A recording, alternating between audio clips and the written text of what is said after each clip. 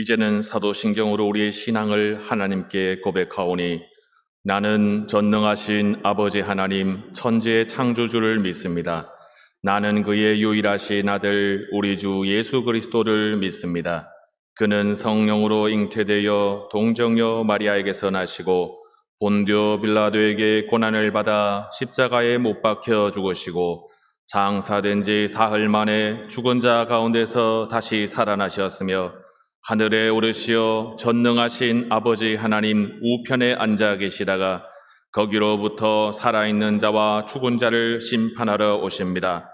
나는 성령을 믿으며 거룩한 공교회와 성도의 교제와 죄를 용서받는 것과 몸의 부활과 영생을 믿습니다. 아멘.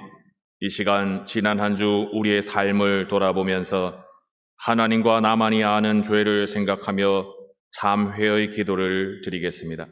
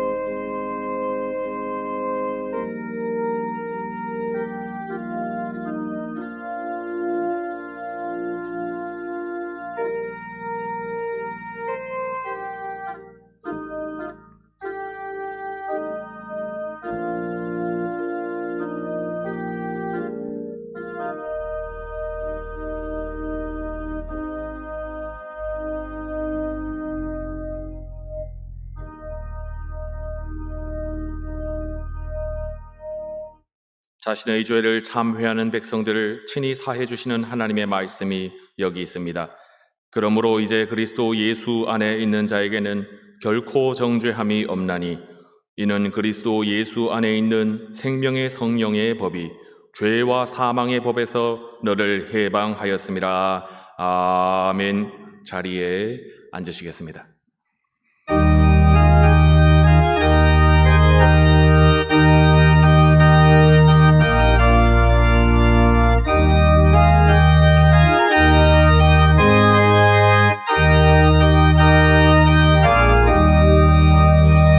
주의 말씀 듣고서 준행하는 자는 반석 위에 터하고 집을 지은 같아. 비가 오고 몰라며 바람 부딪혀도 반석 위에 세운 집 무너지지 않네. 잘 짓고 잘 지세 우리 집 잘 지세. 만세 반석 위에 다 우리 집 잘 지세. 주의 말씀 듣고도 행치 않는 자는 모래 위에 터하고 집을 지은 같아. 비가 오고 몰라며 바람 부딪힐 때 모래 위에 세운 집 크게 무너지네. 잘 짓고 잘 지세 우리 집 잘 지세. 만세 반석 위에 우리 집 잘 지세. 세상 모든 사람들 집을 짓는 자니 반석 위가 아니면 모래 위에 짓네. 우리 구주 오셔서 지은 상을 줄 때 세운 공로 따라서 영영 상벌 주리. 잘 짓고 잘 지세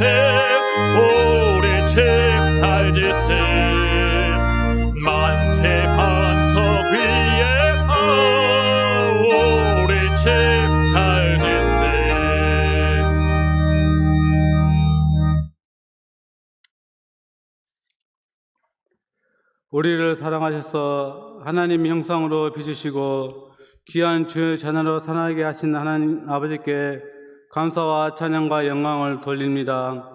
지난 한 주간도 우리를 지켜주시고 주님의 은총 가운데 살게 하심을 감사드립니다. 또한 우리를 이렇게 주님의 전에 예배드리게 하심을 감사드립니다. 이 시간 우리들이 영과 진리로 하나님께 예배를 드릴 수 있도록 인도하여 주시옵소서. 사랑의 하나님 아버지, 지금 전 세계가 코로나 바이러스로 힘들어하고 있습니다. 하루빨리 치료 백신이 개발되어 안전한 일상생활로 돌아가게 하시고 예배가 회복되게 인도하여 주시옵소서. 6월은 또 나라를 구하기 위하여 자신의 몸을 초기와 같이 바친 민족들의 선인들을 생각하는 날입니다. 우리가 나라를 위해 무엇을 할까 고민하며 생각하고 기도하는 성도들이 되게 인도하여 주시옵소서. 북한이 개성군단에 있는 남북공동연락사무소를 폭파함으로써 남북 간의 긴장이 고조되고 있습니다. 다시는 이 땅에서 6.25와 같은 비극적인 전쟁이 발생되지 않도록 인도하여 주시고 남과 북으로 갈라진 이 민족이 하루빨리 통일이 이루어질 수 있도록 주님께서 인도하여 주시옵소서. 주님의 몸된 교회를 위해서 기도드립니다. 주님의 이름으로 모인 공동체인 교회가 삼일째 하나님이 임재하시는 거룩한 처소가 되게 하시며 온 성도들이 주님의 사랑 안에서 주님의 뜻을 따라 참 신앙인의 본분을 잘 감당하는 성도들이 되게 인도하여 주시옵소서. 또한 대한민국 교회의 미래는 주 안에서 자라고 있는 다음 세대에 달려 있습니다. 자라는 아이들을 가정과 교회에서 말씀으로 잘 양육할 수 있도록 인도하여 주시옵소서. 지금은 교회 학교 예배가 코로나19로 인해 영상으로 드려지고 있습니다. 하루빨리 코로나가 종식되어 교회에서 예배가 드려질 수 있도록 인도하여 주시옵소서. 이 시간 귀한 말씀을 선포하는 이호 담임 목사님을 기억하시고 성령의 능력으로 붙드셔서 이 자리에 참석한 모든 성도들과 영성으로 예배를 드리는 성도들에게 주님의 음성을 듣는 귀한 시간이 되게 인도하여 주시옵소서. 또한 찬양을 드리는 분일 찬양대회도 함께 하셔서 그 찬양이 하나님께 영광이요 듣는 저희들에게는 큰 은혜가 되게 인도하여 주시옵소서. 오늘도 귀한 은혜와 영광으로 충만하여 주심에 감사드리며 이 모든 영광 홀로 영광 받으시옵소서. 모든 것 감사드리오며 예수님 이름으로 기도드립니다. 아멘. 하늘에 계신 우리 아버지, 아버지의 이름을 거룩하게 하시며 아버지의 나라가 오게 하시며 아버지의 뜻이 하늘에서와 같이 땅에서도 이루어지게 하소서. 오늘 우리에게 일용할 양식을 주시고 우리가 우리에게 잘못한 사람을 용서해 준 것 같이 우리 죄를 용서하여 주시고 우리를 시험에 빠지지 않게 하시고 악에서 구하소서. 나라와 권능과 영광이 영원히 아버지의 것입니다. 아멘.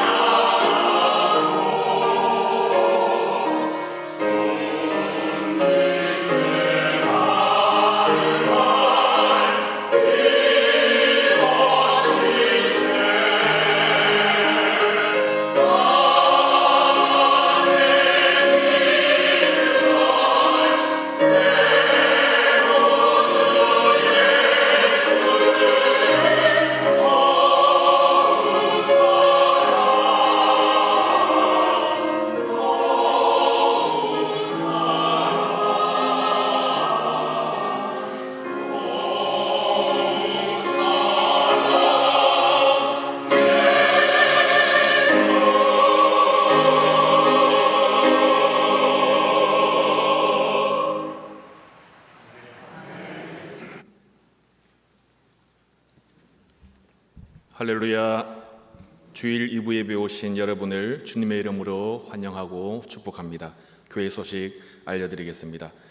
주일 예배 후 교회 방역은 성진회에서 담당합니다. 방역으로 섬기고자 하시는 분은 사무실로 신청 바랍니다. 교우 동정입니다. 222구역 백창숙 집사님 부친이시며 이법지 안수 집사님 장인 별세하셨습니다. 성경 읽기 세미나가 진행 중입니다. 성경 통독을 마치신 분은 성경 읽기 표를 다음 주까지 사무실로 제출해 주시기 바랍니다. 성경 읽기 시상은 개인 기념품을 드리고 통독하신 분의 이름으로 해외 선교지 긴급 재난 키트 지원금으로 보내드립니다. 성경도 읽으시고 세계 선교에도 함께 동참해 주시기 바랍니다. 교육부 여름 행사를 위한 전교인 헌금을 다음 주에 드립니다. 더 안전한 현장 예배와 여름 행사가 될 수 있도록 함께 기도해 주시기 바랍니다.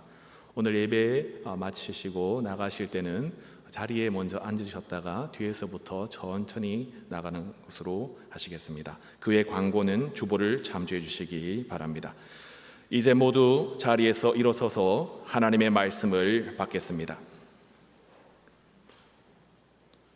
오늘 우리에게 주시는 하나님의 말씀은 마태복음 7장 19절의 말씀입니다. 신약 성경 신면입니다.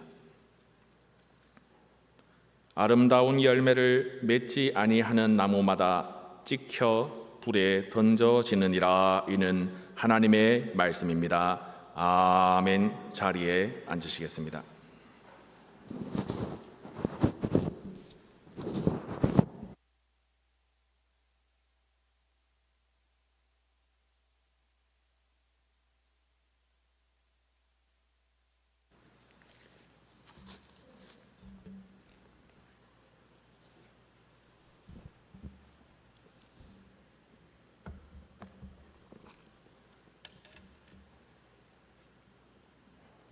거룩한 주일, 우리에게 주시는 하나님의 말씀은 마태복음 7장 15절로 29절까지 산상보훈의 마지막 부분입니다.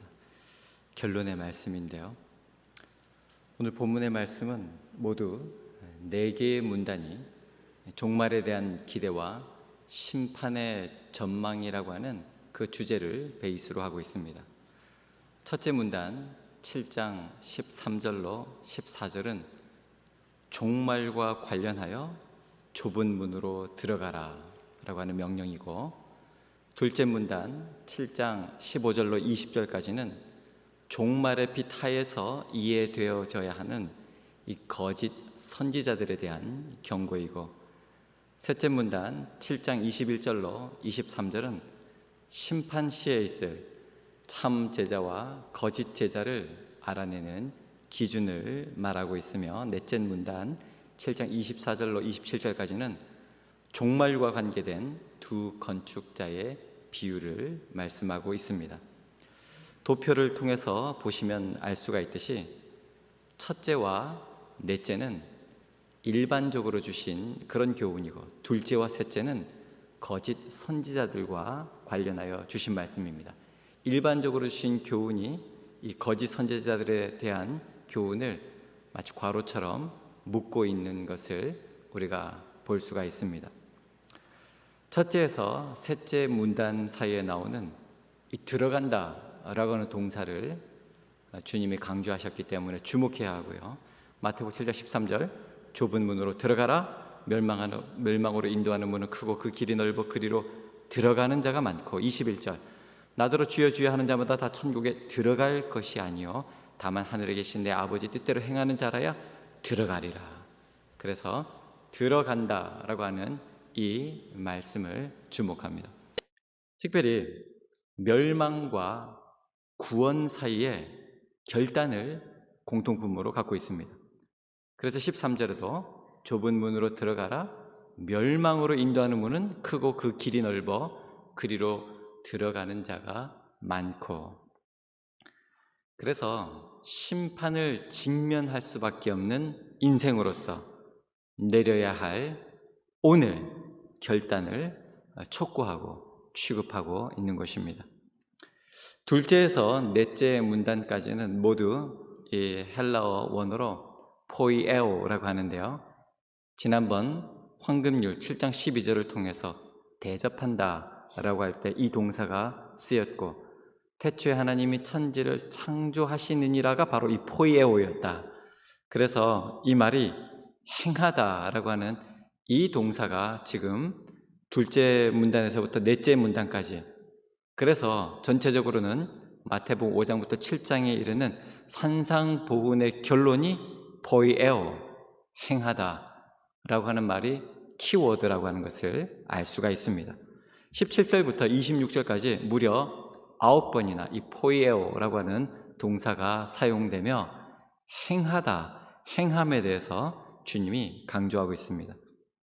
특별히 넷째 문단 마태복음 7장 24절로 27절까지는 이 산상보훈의 결론인데, 예수님께서 자기의 모든 교훈을 행하는 것이 중요하다라고 하는 이 건축자의 비유로 산상수훈을 결론을 맺고 있습니다. 그래서 오늘 이 네 단락의 주제에 대해서 산상보훈의 마지막을 마무리하려고 합니다. 첫째, 좁은 문으로 들어가라입니다. 미국 심리학자 에이브러함 매슬로우라고 하는 분, 인본주의 심리학의 대부죠. 이 매슬로우는 인간 욕구에는 위계가 있다, Human Hierarchy of Needs라고 하죠. 인간 욕구 5단계설을 이야기했습니다. 매슬로우's Hierarchy of Needs. 그러니까 인간에게는 뭐 다 우리가 이것도 저것도 요구하고 원하는 것이 많이 있는데, 먼저는 생리적인 이런 욕구가 있다. Physiological needs죠. 생리적인 그런 의식주에 관한 그런 욕구입니다. 생계에 필요한 것을 우선 요구한다는 것이죠. 먹고 자고 배설하는 이런 가장 기본적인 것인데, 이것은 뭐 동물도 마찬가지입니다. 반드시 우선적으로 해결이 돼야 될 부분입니다. 이게 해소가 되면 두 번째, safety, 이 안전애로의 욕구입니다. 그러면 안전하고 편안한 마음, 여기도 여전히 동물과 마찬가지인 것 같습니다. 이것도 반드시 충족되어야 합니다. 그리고 나면 세 번째, needs for belongingness라고 하는데요, 소속감에 대한 것입니다. 소속감을 가지고 소속이 되었을 때 마음이 편해지죠. 이 소속되고자 하는 마음은 인간 심리의 욕구다라고 하는 것입니다. 자, 그리고 그 위에 esteem, 존중에 대한 욕구입니다. 아주 중요한데요, 사람마다 자기 스스로 존귀하게 되고 싶어 합니다. 존중받고 싶어 합니다. 인간으로서 또 나에게 대한 대접을 받기를 원한다는 것입니다. 마지막으로 self-actualization, 자기 실현에 대한 욕구입니다. 그래서 인간은 생리적인 기본적인 의식주 욕구가 해결이 되면 그 위에 안전, 그리고 소속, 존중, 그리고 self-actualization, 자기 실현, 이런 위계가 있다라고 이야기하고 있습니다. 그러니까 아주 기본적인 그 육신을 가지고 있는 동물적인 이런 욕구에서 점점 고상한 욕구를 추구하고 살게 되어 있다. 이게 매슬로우가 주장한 바입니다. 자, 그런데 이 모든 욕구를 단 한마디로 말하면 뭐 행복에 대한 욕구겠죠. 행복해지고 싶은 겁니다. 우리는 이거보다 더 고상하죠. 인간 욕구에 대한 위계를 훨씬 넘어서는, 그래서 이 생에서 통용될 뿐만이 아니라 영원히 통용될 수 있는 영생을 바라고 추구하며 살아가게 되는데, 문제는 자기의 가치를 높이고 행복을 느끼는 것을 어느 시점에서 어떻게 얻고 어떻게 누리냐라고 하는 것입니다. 매슬로우는 이 욕구에도 하이어라키, 위계가 있다 이야기를 했는데, 자 보셔요. 우리는 이 행복을 언제 누릴 것인가 라고 하는 것입니다. 그러니까 미래에 누릴 것인가 아니면 현재 누릴 것인가. 대개는 우리로 하여금 양자택일하게 만듭니다. 오늘 고생해야 내일 편할 수가 있지 않습니까? 농사하는 사람은 한여름까지 땀을 흘리며 수고하고 애쓰는 것은 가을을 바라보고 하는 것이죠. 오늘 편하자고 하면 가을에 추울 때 먹을 것이 없어집니다. 간단한 이치 아닙니까? 지혜로운 사람은 좁은 문으로 들어갑니다. 오늘 고생하고 내일 사는 것이죠. 우리는 오늘 십자가를 지고 주님이 가신 길을 걸어갑니다. 그것은 내일 다가올 미래의 영생을 위하는 일입니다. 그렇다고 한다면 미래를 위하여 현재를 포기할 줄 아는 것입니다. 내려놓을 줄 아는 것입니다. 즉 좁은 문으로 들어가는 것입니다. 자기 십자가를 지고 영생의 길로 간다고 하니까 우리는 각자에게 허락된 십자가를 져야 하는 것입니다. 그런 거로 좁은 문에서 느끼는 행복이 참된 행복입니다. 실제적으로 그러면 이 말씀을 통해서 우리가 뭐가 좁은 문인가? 우리가 건강을 위하면 운동을 생각하면 운동이 좁은 문이죠. 한번 전에 본 적이 있었는데 조수미 씨, 유명한 성악가이지 않습니까?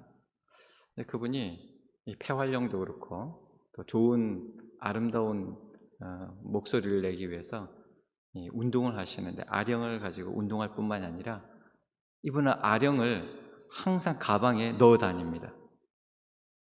하루도 빼먹을 수가 없다는 겁니다. 이걸 안 하면 폐활량이 줄어서 노래를 부를 수가 없다. 아주 간단한데요.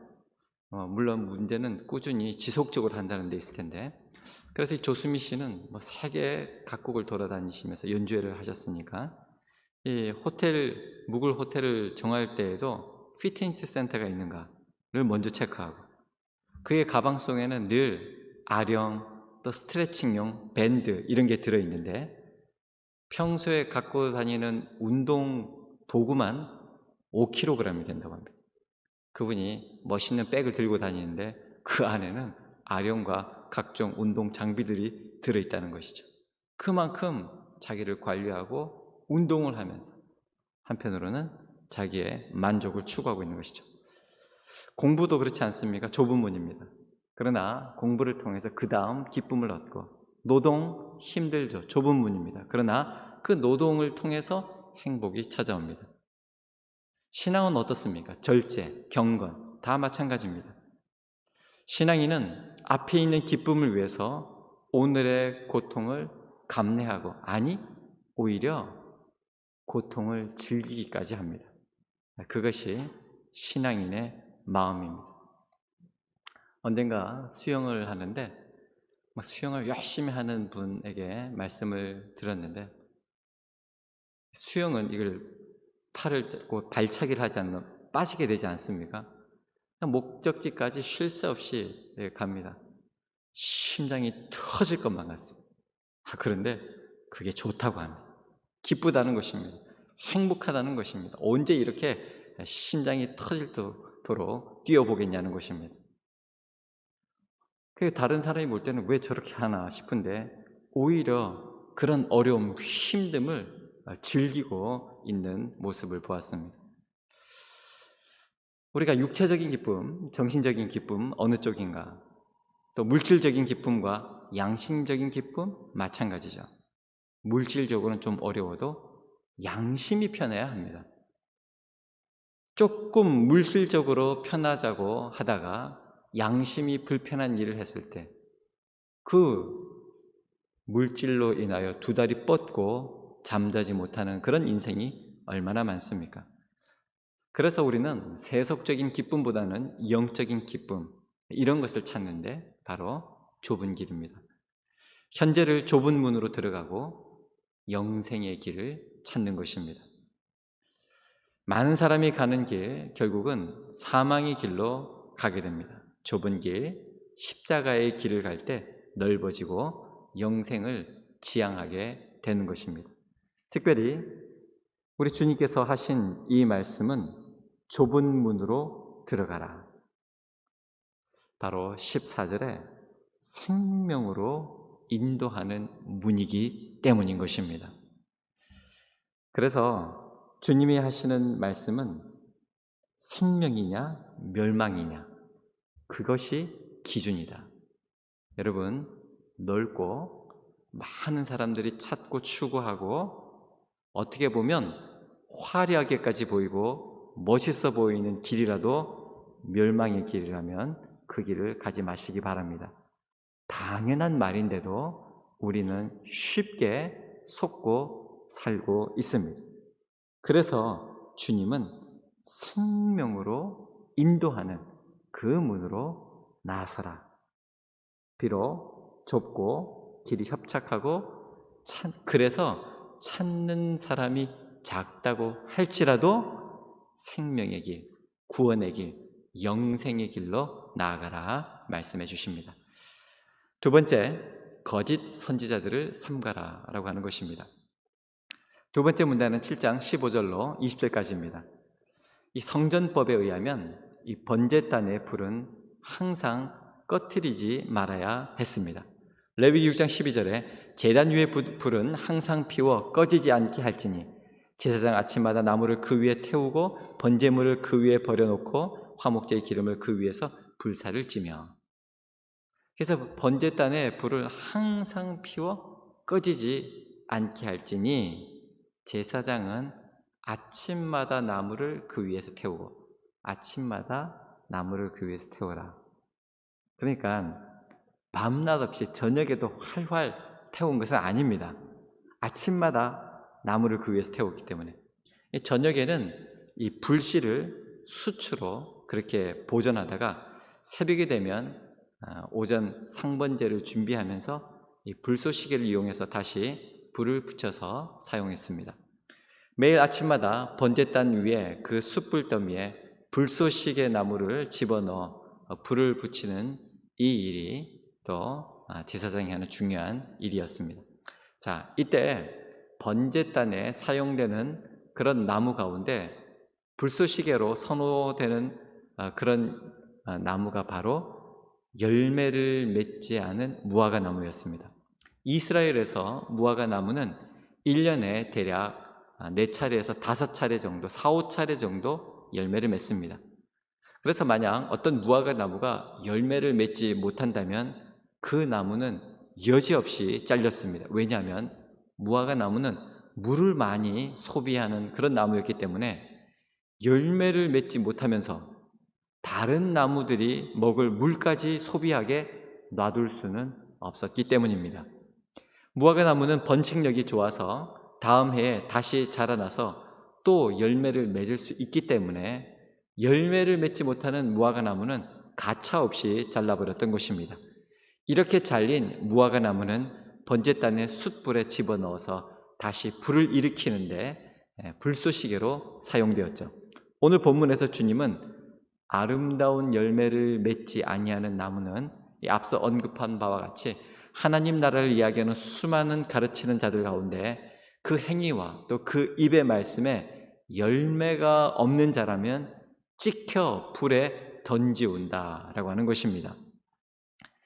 예수님 당시 사람들이 익히 잘 알고 있는 것을 통하여 행함이 없는 믿음에 대해서 주님은 말씀하고 있는 것입니다. 문제는 거짓 선지자들이란 열매 없는 무화과 나무같이 곁에서 물만 가로채고 물만 소비해버리는 실속이 없는 자들이었다는 것입니다. 그래서 그들을 우리 주님은 마태복음 7장 15절에 노략하는 일이라 이렇게 부른 것입니다. 여러분, 서커스를 보면요, 요즘은 막 동물 보호 이런 게 많이 있다 보니까 이런 게 많이 없어졌는데, 예전에 서커스를 보면 호랑이가요, 이 공을 굴리면서 공을 그 위에서 굴리고 가기도 하고요, 사자가 그 불로 된 링을 푹 넘기도 하고, 사자가 참 물을 별로 안 좋아하는데 물살을 헤치면서 막 가기도 하고, 곰이 제주를 피우기도 합니다. 그런데 여러분, 이리가 혹시 이 제주를 피우고 쇼를 하는 거 보셨습니까? 늑대가 하신 거 보신 적 있습니까? 없지요. 못 보셨습니다. 왜냐하면 일이나 늑대는 길들여지지가 않는답니다. 그래서 호랭이 굴에 들어가도 정신만 차리면 살아도 늑대 소굴에 들어가면 끝장나는 것입니다. 거짓 선지자들, 여기서 거짓 선지자들은 거짓 영적 지도자들, 거짓 리더들, 거짓 그리스도인을 말하고 있는데 이들이 바로 그렇다는 것이죠. 근데 문제는 이들이 잘 식별하기가 어렵다는 것입니다. 왜냐하면 양처럼 변장에 들어오기 때문입니다. 참 선지자는 자기를 희생하면서까지 사명을 감당하나 거짓 선지자는 자기를 위해 양을 잡아먹는 일까지 서슴지 않습니다. 거짓 선지자들은 주님의 이름을 부르며 주님의 이름으로 선지자 노릇하고 귀신을 쫓아내며 권능을 행사하기도 했습니다. 오늘 본문 마태복음 7장 22절에 거짓 선지자들을 보십시오.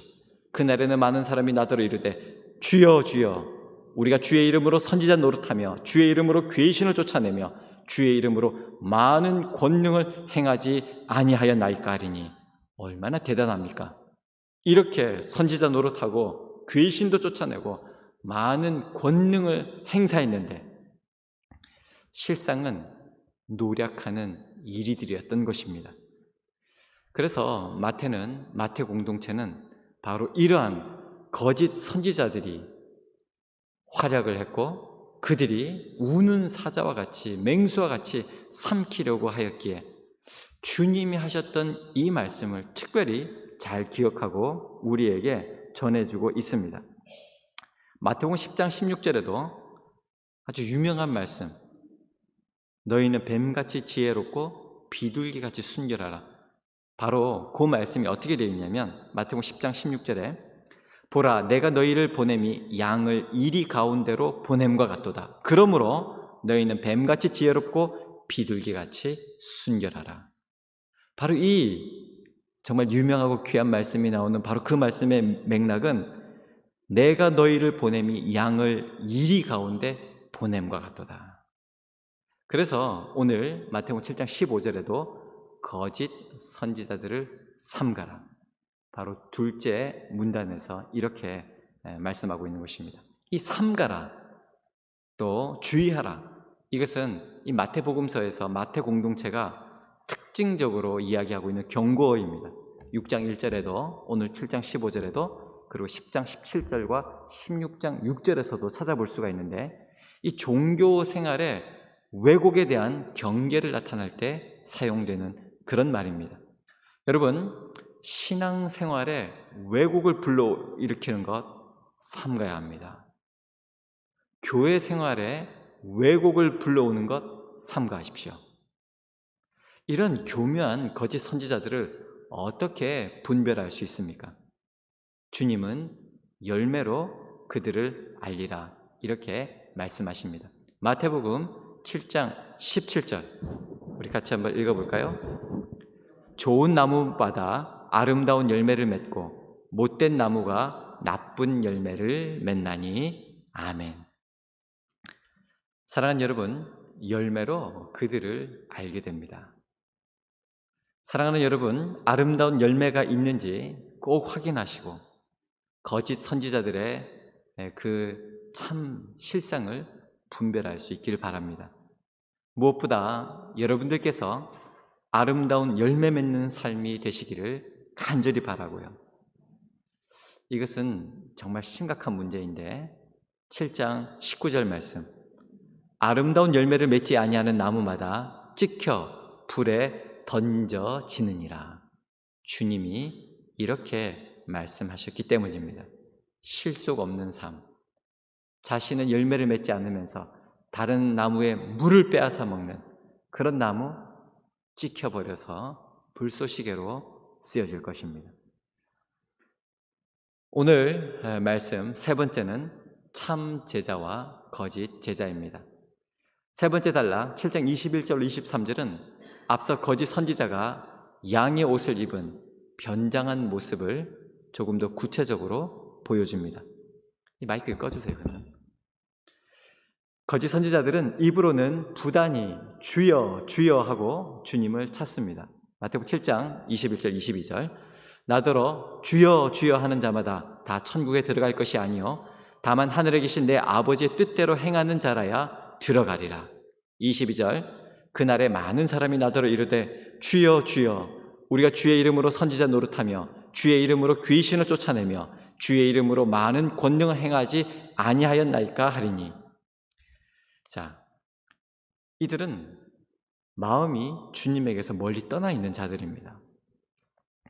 이사야 29장 13절에 이렇게 말씀했습니다. 주께서 이르시되 이 백성이 입으로는 나를 가까이하며 입술로는 나를 공경하나 그들의 마음은 내게서 멀리 떠났나니. 입술로만 공경하고 마음은 내게서 멀리 떠나 있다. 그러니까 입으로는 주여 주여 주여 주여 하고 있는데 마음으로는 떠나 있고 열매를 맺지 않고 있다라고 하는 것입니다. 자, 이런 자들은 천국에 들어갈 수가 없습니다. 열매를 맺어도 여러분 이 소돔 애플, 소돔 사과와 같은 그런 열매를 맺으시면 안 됩니다. 소돔 사과에 관해서는 일부 예배 설교 영상을 참조하시기 바랍니다. 아무 열매 같지도 않은 열매, 실속이 없는 열매, 그런 열매가 아니라 아름다운 열매를 맺어야 한다. 이것이 천국 그리스도인의 삶이다. 그래야 천국을 소유하고 천국을 상속받고 천국에 들어갈 수 있다. 이렇게 주님이 말씀하십니다. 오늘 본문에 나오는 주여 주여 21절 22절 이 주여 주여는 초대교회에 부활하신 그리스도에 대한 기도 시간에 하는 호칭이었습니다. 그래서 이것이 당시 지찜 레베는 기도, 즉 예배라고 하는 것을 알 수가 있습니다. 주여 주여는 구원의 필요 불가결한 것입니다. 그러나 그러한 기도만 가지고는 천국에 들어갈 수 없다는 것입니다. 실제로 하늘에 계신 하나님 아버지의 뜻대로 행해야 한다라고 하는 말씀입니다. 거짓 선지자들이나 또 이런 거짓 지도자들처럼 입으로만 주여 주여 하는 자들을 하나님께서 뭐라고 말씀하셨습니까? 시편 6편 8절 말씀입니다. 악을 행하는 너희는 다 나를 떠나라. 우리 예수님께서 바로 하나님이 하신 시편 6편 8절 하신 그 말씀을 인용하시면서 예수님도 이렇게 말씀하십니다. 궁극적으로 종말, 마지막 심판 때에 일어날 것인데 그래서 우리는 다가올 미래를 바라보며 오늘을 살아가는 말씀입니다. 23절 그때에 내가 저희에게 밝히 말하되 내가 너희를 도무지 알지 못하니 불법을 행하는 자들아 내게서 떠나가라 하리라. 악을 행하는 너희는 다 나를 떠나라. 시편 6편 8절의 말씀을 우리 예수님께서 이렇게 말씀하시고 있는 것입니다. 여기서 23절에 불법을 행하는 자들아 내게서 떠나가라. 이 불법이라고 하는 말 원어로는 아노미아인데요. 아노미아. 영어는 lawlessness 이렇게 번역을 했습니다. 이렇게 번역을 하면 좀 무법, 이렇게 법이 없는 것 같은 이렇게 보이는데 법을 지키지 않는 아노미아라고 하는 것은 법을 무시하는 이런 것을 말하고 있습니다. 그러니까 단순히 율법을 어기는 것이 아니라 예수님께서 계시해 주신 하나님의 뜻을 무시하고 하나님 뜻대로 하지 않는 것, 바로 그것이 불법이다라고 하는 것입니다. 우리가 이렇게 성경을 통해서 하나님 주시는 말씀을 들으면서 하나님의 뜻을 듣고 깨달아 알고 있는데도 행하지 않는 것, 하나님의 뜻을 무시하는 것이죠. 그것이 바로 불법이라고 하는 것입니다. 하나님의 뜻을 행하지 않는 것, 불법이라고 하는 것입니다. 무엇이든지 예수로 말미암아 계시된 하나님의 뜻대로 행치 않았던 자들은 모두 최후의 심판에서 쫓겨남을 당합니다. 천국으로 들어가지 못하고 쫓겨남을 당하고 천국에 들어가지 못하는 자는 연옥 그런 거 없습니다. 지옥인 것입니다. 바로 영원히 꺼지지 않는 그런 지옥불에 떨어지게 되는 것입니다. 반드시 기억하시고 주여 주여 입으로만 하나님을 공경할 것이 아니라 온 마음 다하여 나눠지지 않는 마음으로 전심으로 주님의 말씀을 듣고 행하는 그런 여러분들 되시기를 바랍니다. 아울러 성도 여러분, 이단을 경계하십시오. 교회 밖에서는 절대 성경 공부하지 마십시오. 아무리 좋은 말로 무슨 좋은 교재고 좋은 성경 지도자라고 할지라도 신앙에 관한 이야기를 숨기려고 하고 자기의 소속을 분명하게 밝히지 않는다면 수상합니다. 여러분, 즉시 도움을 요청하십시오. 교회로 목사님께로 말씀해 주시고 또 이단 상담소에 문의해 주시기 바랍니다. 마지막 네 번째 단락입니다. 두 건축자. 주님은 산상설교, 산상보훈의 마지막을 널리 알려진 비유로 끝을 맺으십니다. 저 유명한 반석 위에 지은 집과 모래 위에 지은 집입니다. 말씀을 듣고 행하는 자가 되면 반석 위에 집을 지은 사람과 같다. 비, 창수, 바람이 불어도 결코 그 집은 무너지지 않는다 말씀해 주십니다. 그런데 하나님의 말씀을 듣고도 행하지 아니하는 자는 모래 위에 집을 지은 사람 같아서 비가 오고 창수가 오고 바람이 불면 심하게 무너진다. 요지는 말씀을 듣고 행하는 자가 되라. 이렇게 분명하게 결론적으로 주님이 말씀해 주십니다. 우리 인생에 the two ways, 두 개의 길이 있습니다. 형태와 재료와 기술에 있어서는 동일했습니다. 다만 그 기초에 있어서 차이가 났습니다. 반석 위에 세웠느냐, 모래 위에 세웠느냐. 참 선지자나 거짓 선지자는 외형에 있어서는 차이가 없습니다. 그러나 구원의 보장에 있어서는 반석과 모래의 차이가 있었습니다. 바리새인과 사두개인 서기관들, 아무리 외형은 그럴듯하게 했을지라도 참된 선지자, 유일하신 구원자 예수님과는 비교할 수가 없습니다. 저는 우리 종암교회, 암이잖아요. 암, 바위잖아요. 반석이지 않습니까? 일단 이름은 됐다. 할렐루야. 그러면 이제 정말 예수 그리스도 안에 세워지기만 하면 그러면 된다. 이런 확신을 또 얻게 되었습니다. 이번 코로나19로 교회가 무엇인지, 예배가 무엇인지, 신앙생활이 무엇인지 지금 코로나19는 우리에게 가볍게 툭 던졌는데 이 가벼운 질문이 비수와 같이 날라와서 우리로 대답을 하게 만들고 있습니다. 처음에 예배당 문을 닫을 때 이거 어떻게 하나 너무 기가 막혔습니다.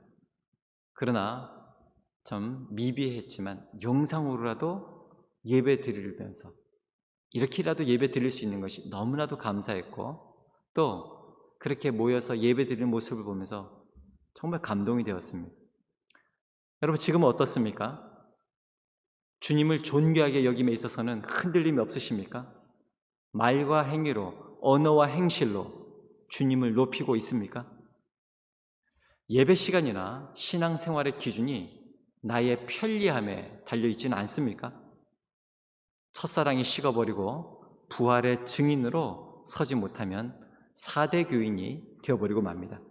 계시록의 초대교회 7교회에 대해서 주님이 말씀하고 있는데 계시록 3장 1절에 4대 교회의 사자에게 편지하라. 하나님의 7영과 7별을 가지신 이가 이르시되 내가 네 행위를 아노니 네가 살았다 하는 이름을 가졌으나 죽은 자로다. 우리가 주여 주여 예배 시간에 기도하고 주님을 부르고 있지만 우리가 아무 아름다운 열매를 맺지 못하고 영적으로 하나도 의미 없는 실속 없는 그런 삶을 살고 있고 심지어는 주님의 뜻을 알면서도 무시하고 행하지 않는 불법을 행한다면 내가 네 행위를 아노니 네가 살았다 하는 이름은 가졌으나 죽은 자로다. 이름은 살았다 4대인데 실상은 죽은 자다. 이렇게 주님은 심판하실 것입니다. 지난 2월 첫 주부터 또 오늘까지 2, 3, 4, 5, 6, 5개월 동안 산상보훈의 말씀을 나누었습니다. 참 어떻게 이 코로나 시간을 보내야 되나 하는 중에 이 말씀을 들으면서 참 많은 위로가 되었고 힘이 되었고 말씀이 지켜주셨고 눈을 뜨게 해주셨고 관점을 열어주셨고 인도해 주셨습니다. 참 너무나도 감사하고 참 은혜로운 시간이었습니다. 비록 저의 설교는 너무나도 많이 부족했지만 예수님의 이 말씀은 참으로 위대하고 위대한 말씀입니다. 문제는 이 말씀을 어떻게 실천하느냐입니다. 아무리 예수님 말씀에 감동을 받았다 할지라도 그대로 살지 않으면 그야말로 무의미합니다. 기독교 신앙의 핵심은 성경, 하나님의 말씀입니다. 쉽게 말해서 신앙생활이란 성경을 믿는 것이고 성경대로 사는 것입니다. 그러려면 우리는 성경을 일단 많이 읽고 그래서 많이 배우면서 많이 알아야 하고 성경대로 살려고 몸부림을 쳐야 합니다. 그저 성경책 들고 다닌다고 되는 것이 아닙니다. 그렇지 않으면 바람이 불면 무너집니다. 심하게 무너져 버립니다. 여러분, 아플 때 병원 가는 것도 중요하지만 병원에서 내린 처방대로 그대로 순종해야 낫는 법입니다. 6.25가 발발한 지 70주년이 되었습니다. 참 의미 깊은 그런 해로 여기고 기도하고 있었는데 지금 작금의 상황은 다시 한번 이 한반도가 증오의 경랑에 휩싸여져 있습니다. 도대체 모욕과 멸시가 어디까지 갈 수 있는지 실시간으로 보도되는 바람에 참으로 견디기가 어려운 실정입니다. 지금 우리 한국 교회가 무엇을 어떻게 할 수 있을까요?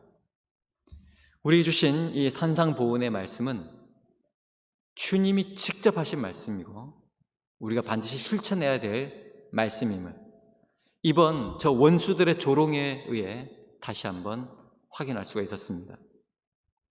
마태복음 5장 44절 말씀입니다. 나는 너희에게 이르노니 너희 원수를 사랑하며 너희를 핍박하는 자를 위하여 기도하라.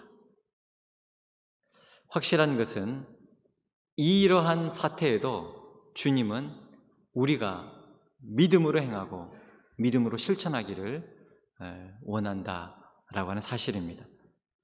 주님의 뜻을 기억하며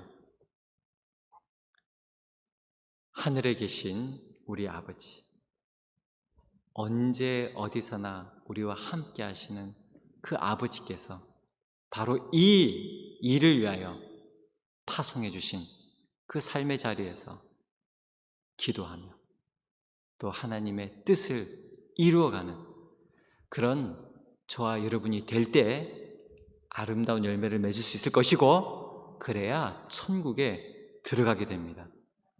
그렇지 않으면 열매를 맺지 못하면 불쏘시개가 되고 열매를 맺더라도 아름다운 열매를 맺지 못하면 천국에 들어갈 수가 없게 되는 것입니다. 천국에 들어가지 못하면 아무 의미가 없는 것입니다. 그래서 좁은 문이라도 생명의 문이라면 여러분 소망을 품고 들어가십시오.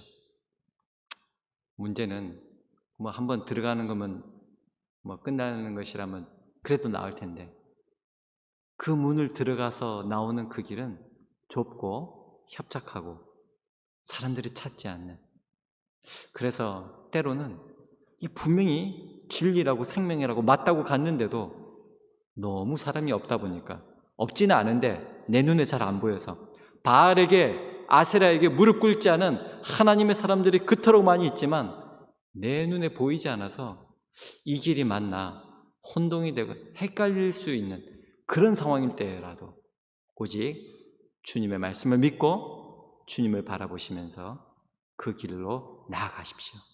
오직 믿음 위에 세운 그 집만이 비가 오고 바람이 불고 창수가 나도 무너지지 않게 되고 든든히 서가게 되는 것입니다. 오늘 이 말씀을 통해서 여러분이 다시 한번 여러분 자신을 말씀 앞에 되돌아보시고 여러분 가정과 섬기는 주님의 몸된 교회가 든든히 서가게 되기를 간절히 바랍니다.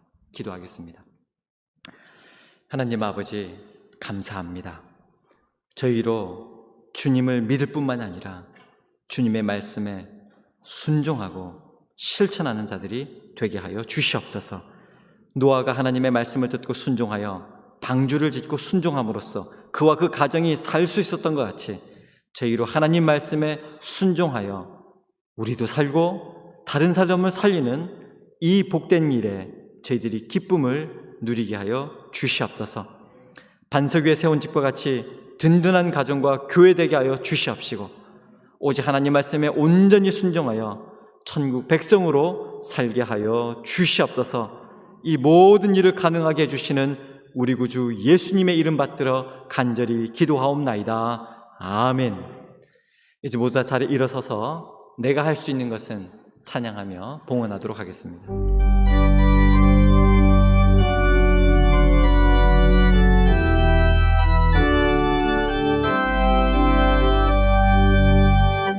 내가 할 수 있는 것은 오직 감사와 기도, 두 손을 높이 들고 주께 찬양하네. 내가 할 수 있는 것은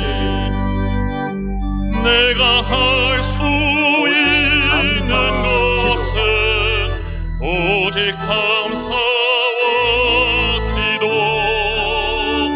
두 손을 높이 들고 주께 찬양하네. 두 손 높이 들고 찬양하겠습니다. 내가 할 수 있는 것은 내가 할 수 있는 것은 오직 감사와 기도, 찬양하네. 두 손을 높이 들고 주께 찬양하네. 기도하겠습니다. 참 좋으신 하나님 아버지, 이 코로나로 어려운 힘든 이때에도 주님의 백성들을 지켜 보호하여 주시고 사랑하는 주님의 자녀들에게 믿음과 용기와 담대함을 주셔서 오늘도 이 자리 지키며 이 자리에서 주님을 뜨겁게 만나게 하여 주신 은혜를 진심으로 감사드리옵나이다. 불러주신 하나님께 감사드리고 이렇게 말씀으로 나의 마음밭을 기경하여 주심에 감사하고 다시 한번 성령께서 우리에게 충만하게 기름 부으시사 하나님 나라를 위하여 이 나라 이 민족을 위하여 기도하며 말씀 붙들고 실천하며 살아가는 삶으로 다시 한번 새롭게 하여 주시옵소서. 어려운 가운데서도 먼저 그의 나라와 그의 의를 위하여 바친 이 귀한 예물의 손길들 주님께서 기억하여 주시옵시고 주님께서 사랑하는 그 손의 수고 위에 가정과 일터와 삶의 현장 위에 주님이 약속하신 이 모든 것들을 더하여 주시옵소서. 무엇보다도 이 예물이 죽어가는 영혼들 살리는데 소용되기를 원합니다. 이웃들과 땅끝까지 이르러 복음 전하는 선교에 귀하게 쓰여지게 하여 주시옵시고 오병이어의 역사가 일어나게 하여 주시옵소서. 지금도 주의 복음을 전하기 위하여 온 몸을 다하여 애쓰고 있는 선교사님들과 목회자들, 주님의 몸된 교회를 주님께서 기억하여 주시옵시고 하나님, 이 세상이 결코 줄 수 없는 하늘의 신령한 것으로 하늘의 평강으로 주님도 하여 주시옵시고 모든 것들을 넘치도록 부어 주시옵소서. 오늘도 이제 이 예배를 마치고 예배당 문을 나설 때에 저희들로 하여금 많은 사람들이 찾는 그런 멸망의 길을 택하지 않게 하여 주시옵시고 성령께서 생명의 길로 구원의 길로 영생의 길로만 인도하여 주시옵소서. 모든 것 주님께 감사로 올려드리오며 지금은 세세 영원토록 그 이름 거룩히 여김을 받으시기에 합당하신 우리 주 예수 그리스도의 은혜와 모든 것을 다스리시고 주관하시고 통치하시는 하나님 아버지의 극진하신 사랑하심과 하나님 아버지의 뜻대로 이 땅에서 주의 뜻이 이루어지도록 역사하시는 보혜사 성령님의 교통하심이 여기에 모인 모든 주님의 백성들 머리 위에 영상으로 함께 예배드리는 그 현장 위에 이제와 영원토록 함께 하옵시기를 간절히 축원하옵나이다. 아멘.